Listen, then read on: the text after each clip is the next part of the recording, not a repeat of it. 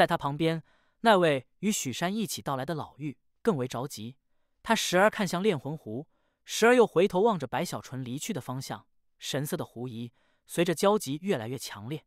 时间已经过去了一半了，有些不对劲儿。他们就算是在里面再怎么抢夺，也都不至于激烈到如此程度。也都知道，一旦一个时辰不出来，炼魂湖关闭后就很难再出来了。难道出了什么意外？不可能啊！不但是那两位天人疑惑，四周的所有护道者此刻都一个个觉得不安了。一道道目光望着炼魂湖，随着时间再次流逝，他们的心情更是焦虑了。实在是这些天骄，对于他们每个人而言都极为重要。毕竟这些人可都是权贵之子，不但地位尊高，身份高贵，且资质与修为都绝非寻常，甚至有不少可都是明皇石碑榜上有名之辈。对于蛮荒而言，这些人更是他们那一代的佼佼者，未来可以确定必定都是蛮荒的中坚之力。尤其是里面的个别天骄，甚至就是天人种子一样，更有甚者，若干年后晋升半神，也都并非没有可能。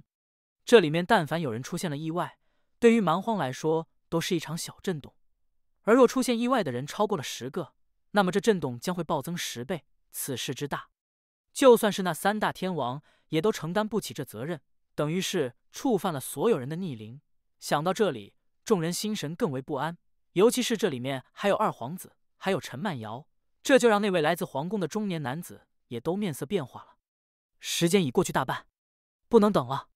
眼看炼魂湖关闭的时间就要到了，此地那些护道者一个个都彻底的急了，哗然之声顿时扩散。林兄，里面出事了！九幽城的老者深吸口气，目中露出一抹惊芒，看向那位来自皇宫的中年男子。没错，林兄，此事关乎太大，这炼魂湖属于皇族，想必天师大人定有办法看透此湖。凌凌城的老妪也语气森森的开口，目光落在中年男子身上。很快的，四周众人，他们所有的目光都一样的看向中年男子。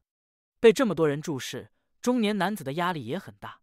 他明白，四周这些人代表的是几乎整个蛮荒，近乎80%的权贵背后有多个天人，3个半神。此事我要请示大天师，由他老人家定夺。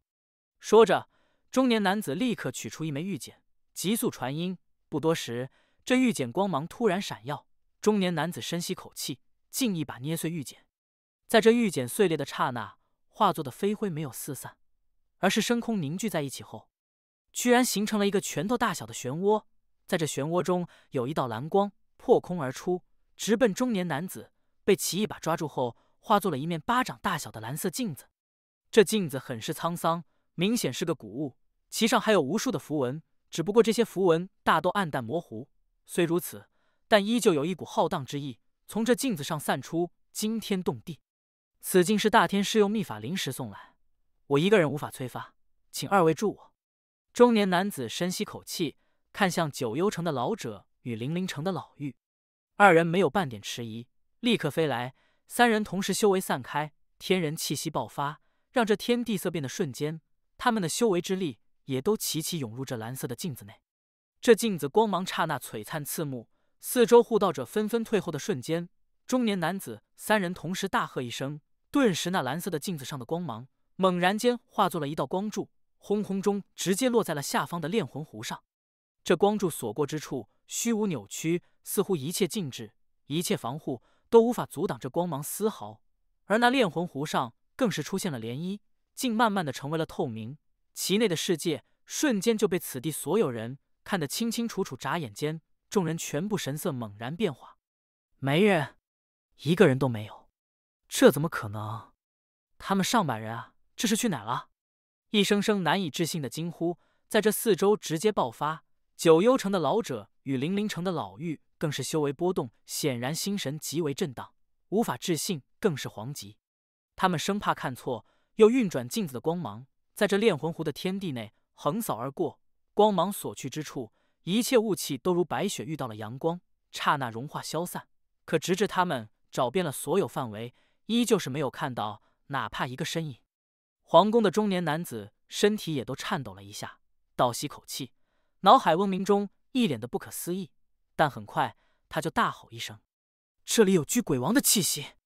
四周其他人此刻也都同时明悟过来，一个个眼中瞬间出现血丝，更有疯狂的怒意滔天而起。所有人都失踪，只有白浩第一个出来，这一定是巨鬼王出手了。那白浩只不过元婴，岂敢如此？这是巨鬼王的手段。白浩方才出来所表现出的样子，根本就是在演戏，该死！众人纷纷怒吼。九幽城的老者与零陵城的老妪更是身体刹那一晃，直接挪移，向着白小纯离去的方向蓦然追击。其他人此刻也都带着滔天之怒，瞬间追出。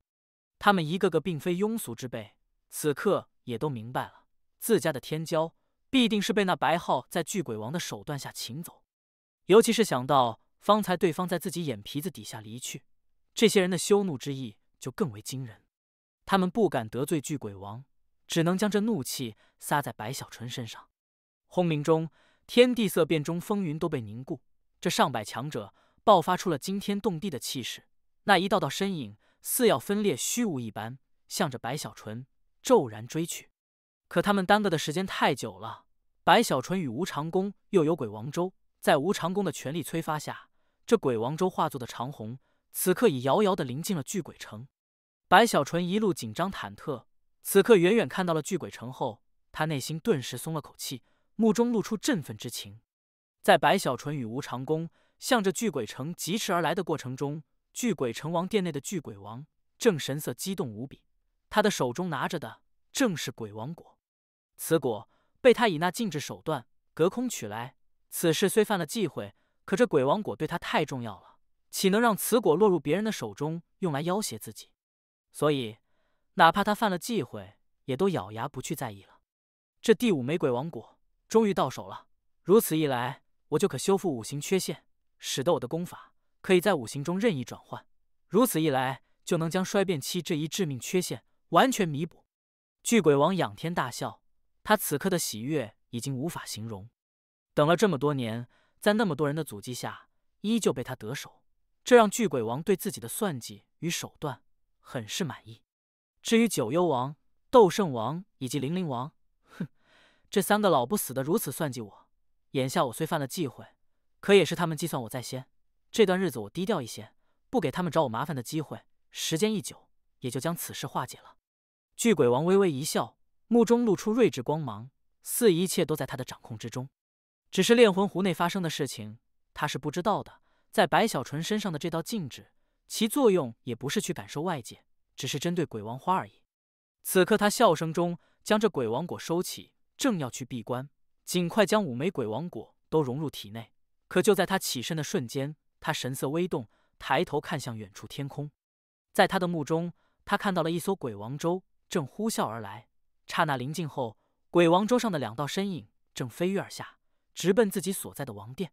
吴长恭的表情复杂，其身边的白小纯此刻则是一脸阴沉，似有怒火燃烧。这白浩回来的挺快啊，看他样子也没什么损伤嘛。巨鬼王干咳一声，对于白小纯，他是理亏的，有心避开，可明白避开解决不了事情，于是脸上露出威严，重新坐在了王椅上，等待白小纯到来。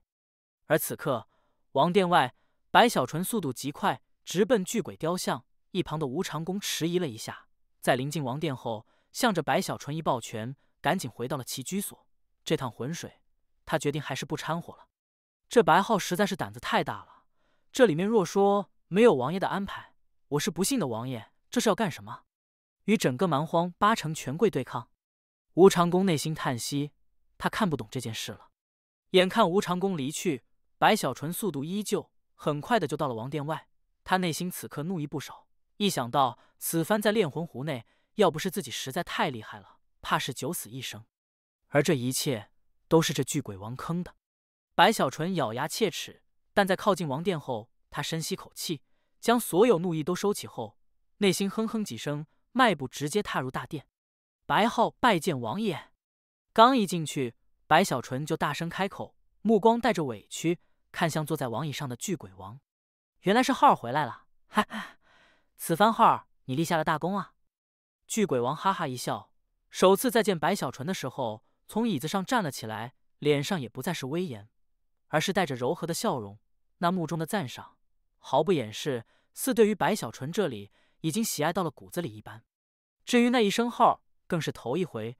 白小纯神色有些古怪，正要开口，巨鬼王赶紧一摆手：“没受伤吧，号？这一次你可帮了本王大忙啊！本王已经吩咐下去，让人准备灵验。今天咱们爷儿俩一起聚下。还有你说，你想要什么？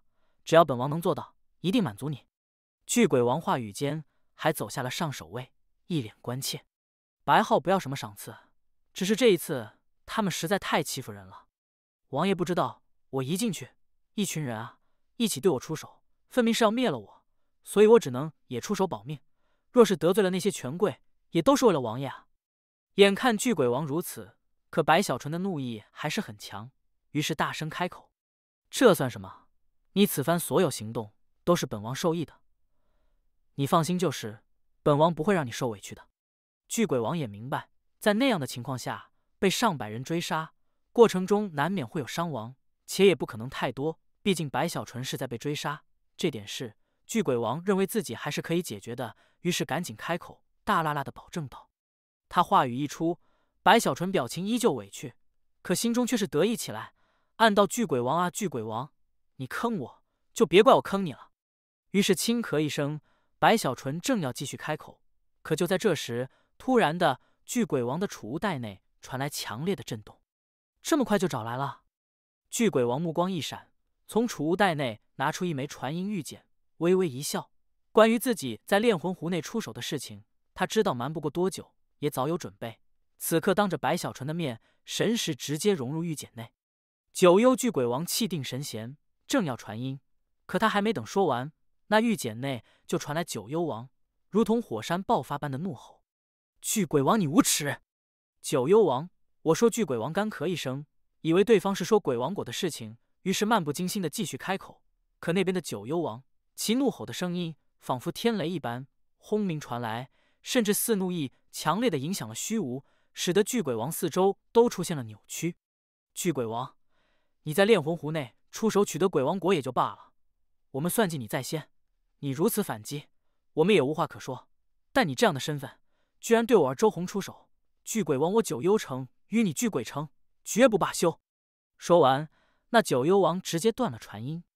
巨鬼王一愣，想到了白小纯之前的话语，他迟疑了一下，看向白小纯：“你对周红出手了？没死吧？”“是啊，他欺人太甚。”“哼，不过他的小命我给他留着了。”白小纯义愤填膺地说道。“没死就好。”巨鬼王内心松了口气，琢磨着白浩战力的确不俗，竟能在那么多人的追杀下，还能伤了周红。正要继续说话，可手中的玉简再次传来震动。这一次，一个硬邦邦的，可却带着强烈战意的声音缓缓传来：“巨鬼王，犬子顽劣，该有此一劫。本王很快就来，亲表感谢。”斗圣王。巨鬼王双目一缩，三大天王里，他最忌惮的就是这斗圣王。可眼下他还有些茫然，这突如其来的事情让他内心咯噔一声，有些不妙之感。狐疑中看向白小纯：“你对小圣王出手了？他也没死吧？”“他呀，没死，这家伙挺难缠的。”白小纯嫌恶的一摆手，咬牙切齿的说道。巨鬼王神色有些怪，更带着丝惊意。可就在这时，他手中玉简再次震动，这一次是灵灵王，其声音的怒意比九幽王还要强烈，甚至似要撕破脸一般。“九幽王，你那神秘的女儿在葵黄城是吧？别人不知道，老夫知道，老夫这就过去。你这老不死的，既然敢不要脸面的以大欺小，老夫也学学看。”这声音都传出了玉简，在这大殿内回荡。巨鬼王呼吸陡然急促起来，这一切来得太快，让他措手不及。看向白小纯时，他话语还没问出，白小纯就自己说了：“放心，许山也没死。”白小纯抬手大声说道。巨鬼王看着白小纯，隐隐那种不妙之感越来越强烈。可紧接着，他手中的玉简居然连续震动了上百下，一道道传音，或是苦涩，或是哀求，或是暴怒，全部传来。这一切让巨鬼王这里心神轰鸣起来，他就算是半神，此刻也都有些懵了。要知道这些传音之人，虽都修为不如他，就连地位也不及天王位尊，可人数实在太多了，这几乎是整个魁皇世界内80%的权贵，更不用说那3个与他地位一样的天王了。尤其是当皇族都发来传音，说出二皇子下落不明的事情后，巨鬼王只觉得脑袋嗡了一下，整个人目瞪口呆，看着站在那里一脸委屈的白小纯，失声道：“你在炼魂湖内究竟干了什么事？”“我没干什么事啊。”白小纯一副无辜的样子，看着巨鬼王，内心很是得意。此刻早已乐开了花，他想着巨鬼王坑自己，那么自己就坑巨鬼王。眼下巨鬼王越是吃惊，他就越是开怀解气。只不过我对王爷忠心耿耿，忧王爷所忧，一想王爷这些年对我这么好，于是我就冒着十死无生的危险，费尽千辛万苦，多少次在血里打滚，无数次在鬼门关跟前走一圈，不怕苦，不怕累，不惧死亡，终于不负王爷圣恩，将他们所有人都制服了。白小纯一拍胸口，一副可以为了巨鬼王出生入死，视死如归的神情。都制服了？巨鬼王脑袋有些晕，就这么一会，他的传音玉简又震动了10多次。是啊，都制服了。那3个半神王爷不是打算要挟王爷吗？更是还派人来抢吗？我把他们的子嗣天骄都绑了，特意送到王爷这里，请王爷发落。白小纯表情激动，邀功似的大声开口说道：“来，我给王爷您介绍一下，这位就是斗圣城的小圣王。”白小纯越说越振奋，一拍储物袋，将奄奄一息的小圣王提了出来，扔在一旁。这小圣王面容枯槁，皮包骨一般，生机大损，此刻在那里已经只有出气，没了静气。还有这位就是九幽城的世子周弘。白小纯又将周弘扔出，还有这个是那个谁来着？对了，是小狼神，他叫李天胜。这个是妙莲儿，这女的可厉害了，我觉得比陈夫人更适合王爷啊，特意抓来的。白小纯眨巴眼，露出一副你懂我懂，心照不宣的样子。对了，这是零陵城的郡主许山，这丫头脑袋有病，怪可怜的。还有他，这家伙的身份不一般啊，我听他身边的人都称呼他为二皇子，想着此人身份这么高，对王爷一定有用，于是费了好大的力气才将他绑来。白小纯精神抖擞，一派昂扬，很是耐心的为巨鬼王一一介绍起来，一边介绍一边扔人。很快的，在巨鬼王瞠目结舌、状若木鸡的神情下，这王殿内就密密麻麻被白小纯扔出了上百人。这上百人几乎都是皮包骨一般，一个个虚弱无比，此刻躺在那里一动都不能动。白浩不负王爷所托，将这些人都抓来了。白小纯最后一抱拳，赴汤蹈火般的郑重开口。巨鬼王只觉得脑海凭空天雷炸裂，隆隆翻滚。这一刻不断的轰鸣下，以他的修为与定力，都傻眼了半天才恢复过来，更是倒吸好几口气。他终于彻底的明白了一切，知道了那些玉简传音的因果后，他觉得这一切如同噩梦一般。可以说他算天算的，可以说算计了一切，唯独没有算到白小纯这里居然如此强悍，强悍到竟将这些人统统绑来。此刻他眼睁睁的看着白小纯献宝似的一个个将这些天骄扔出，他内心不由得苦笑连连，就连面皮都抽动了几下。这个白浩，我小看他了，他先是绑了齐清殿，又绑了我，这是绑上瘾了，现在居然一下子绑了上百人。这个滑头分明是之前怒意太大，认为我坑了他，所以现在要用这个办法来坑我，偏偏他还没杀一个。无论怎么看，都是立下大功。巨鬼王很是头痛，心脏抽抽。这件事情对他来说也是大事了，他算看出来了，这分明是白小纯故意的，将这麻烦扔给自己。若是换了其他时候也就罢了，可眼下他之前在炼魂湖的做法犯了忌讳，被人抓住把柄，本打算低调一段时间，不给对手找自己麻烦的机会，可却没想到出现了这么个意外。如此一来，3大天王以及80%的权贵必定会把握这一次的机会，全力发难，这就让他巨鬼王极其为难了。这些人他若是放了，就代表他堂堂巨鬼王怂了，可若是不放又不行，他就算是半神，是4大天王之一，可也没法与几乎整个蛮荒的势力去作对。巨鬼王内心憋屈，可偏偏没办法，他自知理亏，这件事情本来就是他坑白小纯在前，甚至也都做好了若白小纯死亡，他如何避免受禁制约束的准备。且若白小纯死了也就罢了，可他还活着，巨鬼王就算再狠辣，想到过往的一幕幕，也都不好意思以自己半神修为、堂堂王爷身份去行那恩将仇报之事，否则的话，怕是他以后的生命将因此事瞬间跌落到极致。最重要的是白小纯没杀人，这就更是老辣到滑不溜秋的了。如果杀了，那就简单了，巨鬼王完全可以将责任全部推到白小纯这里。可现在白小纯直接将这些活人扔到他的面前，他是管也不是，不管也不是，非常棘手，可谓进退维谷。这白浩太狠了！巨鬼王目光再次扫过这大殿内的那上百人，看着这些天骄一个个行销骨力，生机严重受损的样子，他心里也开始咒骂起来。想想就知道，这是白小纯防止自己这里认怂放人的准备。这是让我就算放了人，也都要付出一些肉痛的代价。巨鬼王长叹一声，苦笑着看了看白小纯，对方的这件事情做得恰到好处，让自己只能认了。一想到要付出的平息众人怒火的代价，巨鬼王郁闷的就连心肝肺都跟着抽疼起来。王爷，小的先走了呀，晚一些灵验我再来。白小纯眨了眨眼，这件事他也有些紧张。此番反坑巨鬼王不是阴谋，而是阳谋，他更是小心翼翼，拿捏分寸，不让这件事超出巨鬼王的底线。此刻眼看巨鬼王一脸苦涩的叹气，白小纯知道自己这一次报复成功了。巨鬼王没好气的瞪了白小纯一眼，一挥手：“什么灵验？没了，赶紧滚！”真小气！白小纯摸了摸鼻子，撇了下嘴，很不情愿的离开了王殿。出去后，他立刻精神一振，化作一道长虹，直奔居所。很快归来后，白小纯直接就去了闭关的密室内，在那里盘膝坐下后，他深吸口气，看向自己储物袋，这里面还有一个人，他没有交出，此人正是陈曼瑶。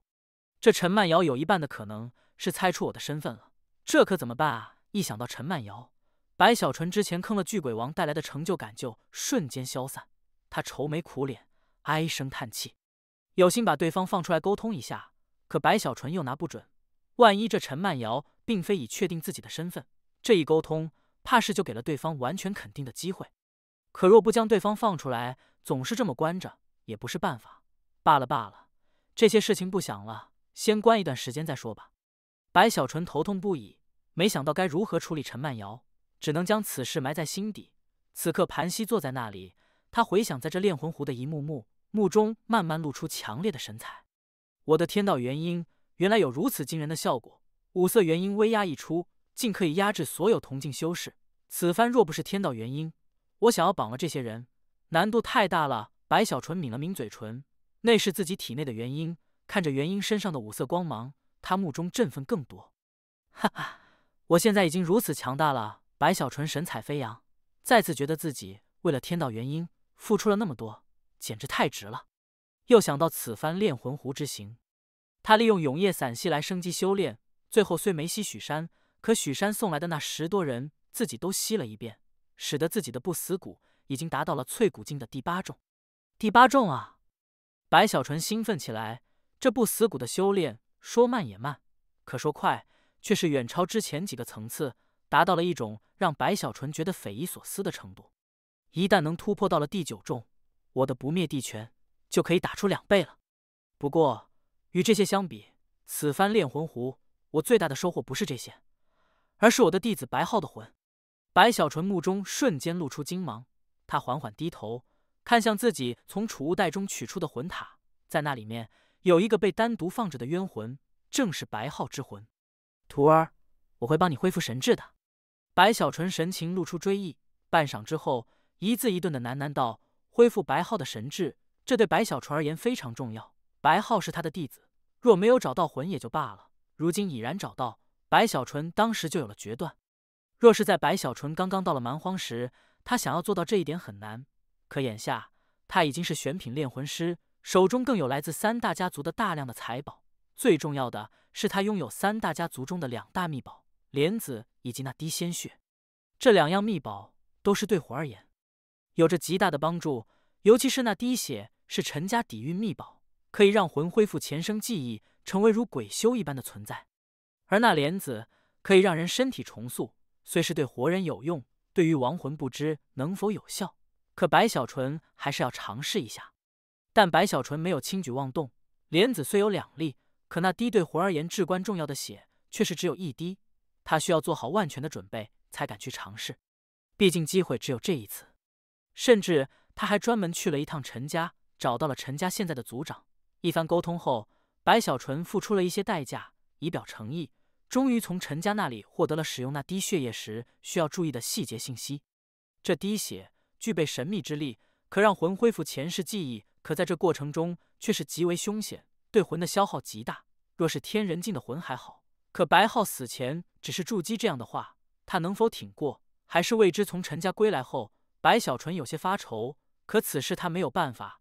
白浩的魂如今充满了暴虐，且单纯的魂体根本就没法修行，如此一来，只能永恒地固定在了筑基魂这个层次上，想要提高几乎不可能。那么就剩下了唯一的解决办法，那就是在溶血的过程中不间断地用魂药支撑这量，难以推测，但必然是越多越好。白小纯喃喃低语，沉吟一番，他目中露出果断，立刻将此事安排下去了。整个巨鬼城内搜集魂药。白小纯成为大总管后，巨鬼城各方势力都送来大礼，而他又搜刮了3大家族。如今他的身家可以说是极厚，现在为了白浩，白小纯毫不迟疑，将大量的财宝取出，换取魂药。而3大家族当初的积蓄也有不少，如此一来，再加上白小纯的主动换取，他如今积累的魂药之多，已经到了一个恐怖的程度。在白小纯这里，如无底洞一般搜集魂药时，巨鬼城的所有人这段日子也是战战兢兢。实在是这些天，众人都接连不断的被震惊着。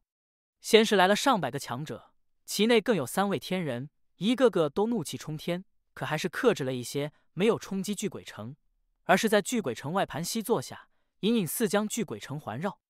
而这仅仅是开始，随后一道道身影通过传送阵直接降临到了巨鬼城内。那些身影任何一个出现后，都带着不少随从，气势毫不收敛，直接进入王殿内与巨鬼王沟通。往往一方还没沟通完，立刻传送阵就光芒再起，又有一群人降临。每天差不多都有数十方势力通过传送阵出现，这里面仅仅是天人就已经超过了10人之多。要知道，天人任何一个都是一跺脚，让天地震动的大人物。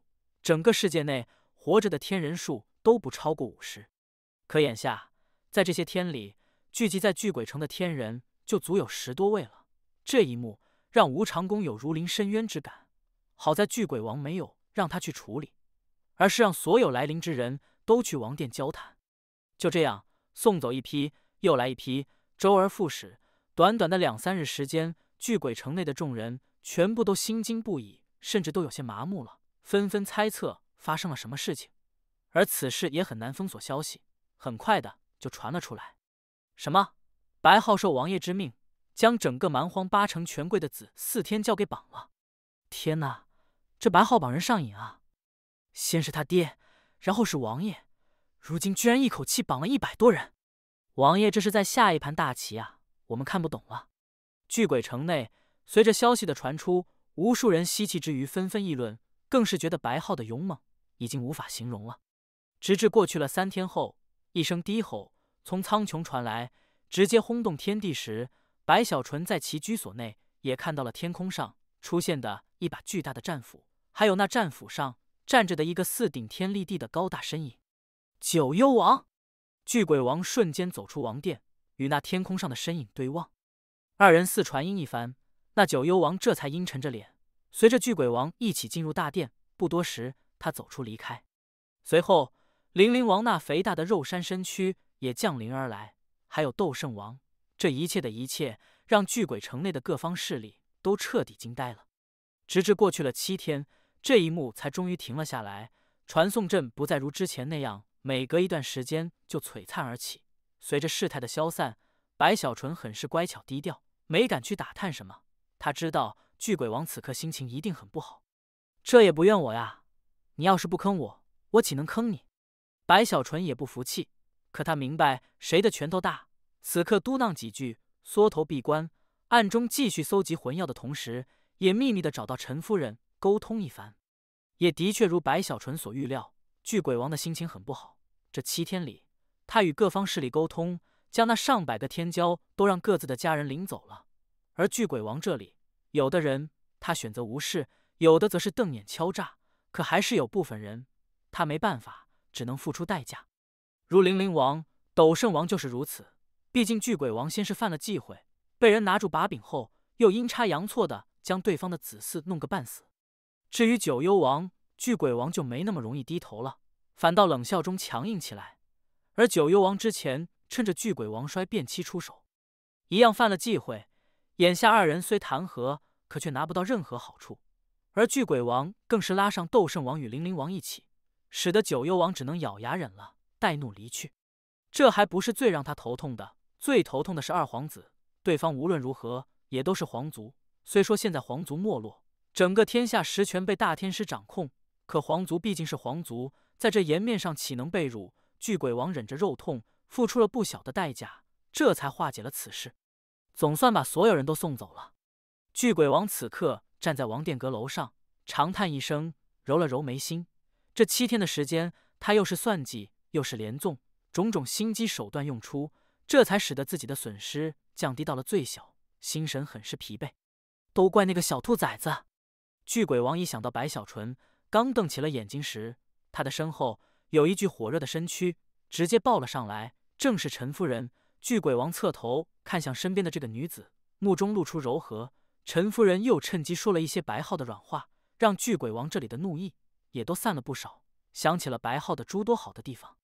虽付出了一些代价，可鬼王果被我得到，一切都是值得。且这一次若非白皓，一旦这鬼王果被其他3王抢走，我想要换取的话，怕是付出的代价要10倍超出现金啊！巨鬼王这么一想，也就平衡了，最终哼了一声，不再纠缠此事。白小纯这里眼看又过去了数日，巨鬼王没找自己麻烦，内心笃定下来，开始大张旗鼓的搜寻魂药。终于在几天后，他的魂药已搜集到了极致，这才狠狠一咬牙，决定开始动手，帮助白皓恢复神智。此事太过隐秘，白小纯不敢在巨鬼城内炼魂，于是领了一个差事，外出离开了巨鬼城，找了一个隐秘之地，又严密的布置一番。确定无碍后，白小纯深吸口气，定下心神，从储物袋里的魂塔内将白皓的魂取出。白皓的魂被一团柔和的光晕环绕，漂浮在白小纯的手中，似对于出现在这里有些茫然，但很快就恢复过来。透过光晕，他猛地看向白小纯，发出无声的嘶吼与咆哮，更是向着光晕撞击，似要将这光晕穿透。白小纯默默地看着光晕内的白皓之魂，神色有些复杂。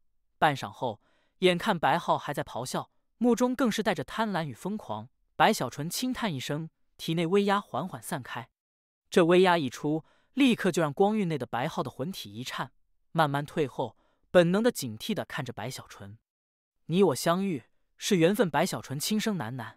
看着白皓的魂，白小纯身上的威压越来越强烈，到了最后，似化作了一股大浪，直接笼罩光晕，使得其内白皓的魂发出凄厉的尖叫，似要闪躲。可白小纯一狠心，左手抬起，向着光晕一指。这一指之下，光晕扭曲，其内白皓的魂如同被天雷轰击，魂体猛地颤抖，缓缓倒下，一动不动。这是白小纯从陈家换来的消息，知道融合那滴血液需要魂体完全的不抵抗才可，但凡有一丝抵抗，都会引起失败，从而崩溃，魂飞魄散。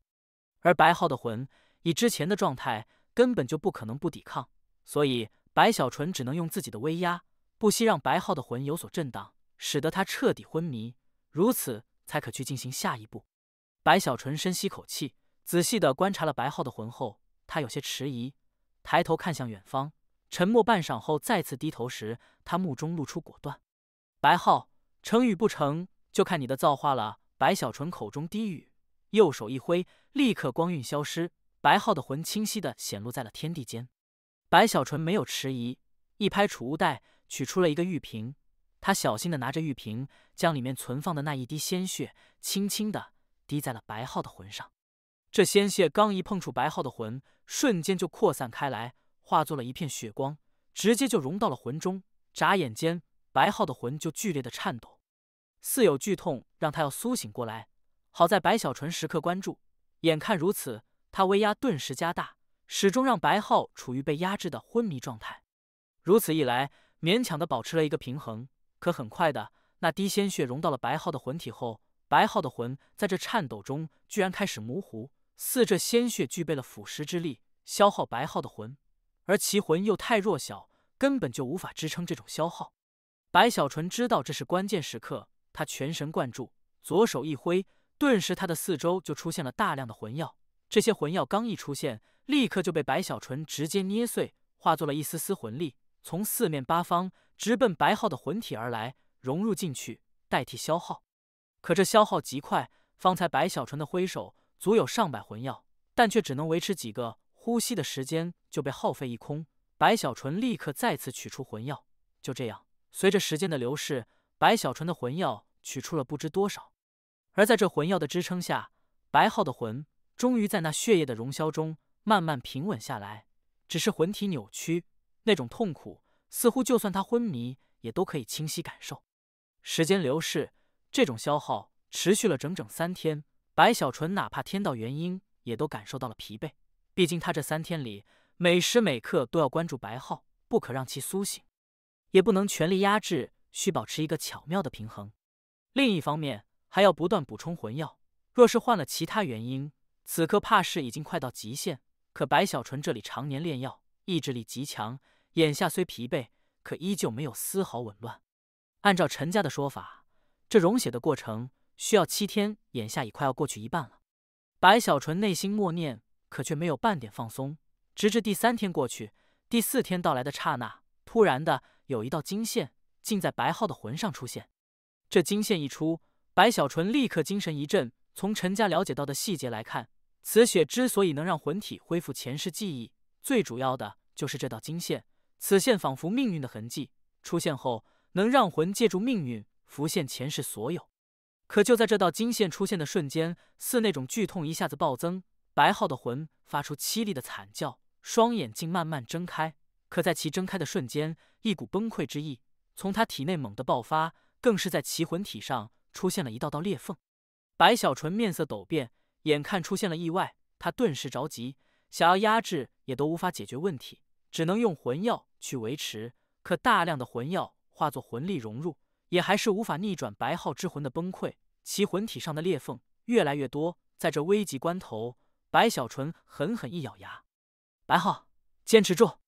白小纯立刻取出了一粒莲子，猛地捏碎后，直接撒在了白浩的魂上。白小纯也不知道这莲子是否有用，可他事前曾分析推演过，有60%把握，这莲子对于魂的修复也有大用。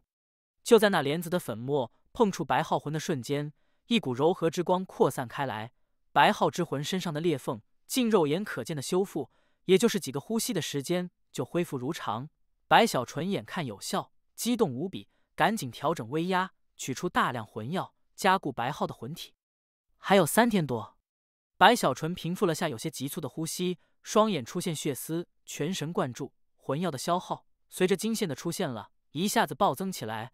好在白小纯这一次准备的极为充足，那些魂药如不要钱一般，被他毫不吝惜的大量捏碎，耗费之多，若是让外人知道，必定瞠目结舌，大呼败家。可在白小纯心中却没有半点肉痛，这一切外物都比不过白浩在他心中的意义。那是他的弟子，那是他被传送到蛮荒后看到的第一个人，尤其是这一路走来，他代替白浩经了太多，更以白浩的名义走到现在，这一切所产生的情感，又岂是魂药能衡量的？第4天很快过去，第5天到来，随后第6天。在这过程中，白小纯双目血丝增多，疲惫之感更为强烈，尤其是精神上的，但却被他凭着意志强行压下，小心翼翼，始终保持平衡。终于第7天到来，最后12个时辰，白小纯面容憔悴，双目却血红一片，全力平衡，等待时间流逝。好在这最后的1天，白浩的魂已经平稳了不少，那金线已然贯穿他的魂体，时而闪烁一下，散出璀璨的金光。而每一次金光的散开，都会让白浩的魂多出些许灵动，少了一些暴虐。白小纯看着这一步步的转换，内心很是感慨欣慰。还有1个时辰，白小纯喃喃，他心中激动，一想到此番成功后，白浩恢复了之前的记忆，自己要怎么去开口告诉他，在其死后发生的这一切。我对他熟悉，可他对我却很是陌生的白小纯摇了摇头，不再去想这个问题，而是继续全身心的去维持白浩的魂。很快的，这最后一个时辰慢慢流逝，可就在这12个时辰完全结束，白浩的魂全身震动，再没有丝毫力气，而是充满了灵动的睁开了双眼，目中露出茫然坐起的瞬间，苍穹上突然的传来阵阵惊天动地的轰鸣，黑云凝聚，有一道紫色的雷霆猛然间降临下来。这雷霆速度之快，让白小纯措手不及。这是劫雷？怎么会有劫雷？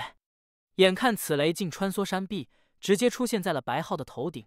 白小纯急了，右手抬起，猛地一挥，修为更是全面爆发。轰鸣间，白小纯喷出一口鲜血，身体倒飞而去，轰咚一声，直接撞进了岩壁中。可他没空在意自己的伤势，猛地抬头时，看到那道雷霆虽被自己摧毁，已散去大半，可还是有一部分落在了白浩的魂体上，使得刚刚睁眼的白浩全身颤抖不已，一道道裂缝倏然出现，眼看就要4分5裂，崩溃散灭。白浩！白小纯大吼一声，右手猛地抬起，将最后一粒莲子骤然扔出，直奔白浩的魂而去。更是在他这大吼中，白浩的魂目中的茫然与痛苦被一片清明取代。他看向白小纯，看着飞来的莲子，下意识地张开口一吸，顿时那莲子直接落入他的魂体口中。莲子入口，瞬间就化作了柔和之光，刹那扩散白浩魂体全身。他闭上双目，身体仍自颤抖中，那些裂缝快速的愈合，而苍穹上的黑云此刻似还要凝聚，但却不知为何，却突然又散去了。许久许久，当白浩的魂平静下来，身上再没有裂缝后，他重又睁开了眼，怔怔地看着在自己面前一脸关切地注视着自己，且与自己一模一样的身影。那关切很真诚，以他的智慧可以瞬间感受这种目光。他这一生只在自己的母亲身上看到过，除了母亲，这一辈子没有第二个人用这种目光注视自己。你是白浩轻声开口。我是你的师尊。白小纯目中闪烁着激动，可却深深吸了口气，按照自己以前想象的自认为最威武的姿态，抬起头，背着手，将脸微微侧着，似仙风道骨般悠悠开口。师父。白浩依旧怔怔地看着眼前这与自己一模一样的身影，听着对方说出是自己师父这句话，他有些懵。他不记得自己有师父，他这一生在死亡前从来没有什么师父，一切的一切都是自己摸索出来的。如果真说有，那么家族内的几本修炼的秘籍或许就是他的师父了。他的完整记忆还停留在当初临死前的那一瞬，此后的所有都是一片黑暗，只有一些残存的片段。那些片段里，他看到自己充满了暴虐疯狂，在一个满是迷雾的地方无休止的游荡，一旦看到血肉就会不顾一切的去吞噬。这些记忆的片段让白浩呼吸急促起来，甚至感到莫名的恐惧。此刻回忆之前的一切，仿佛当初闭上眼睛后他沉睡了一觉，眼下苏醒过来，内心更多的是茫然。此刻沉默中，他低下头看着自己的身体，甚至还伸手去触摸了一下，发现可以穿透。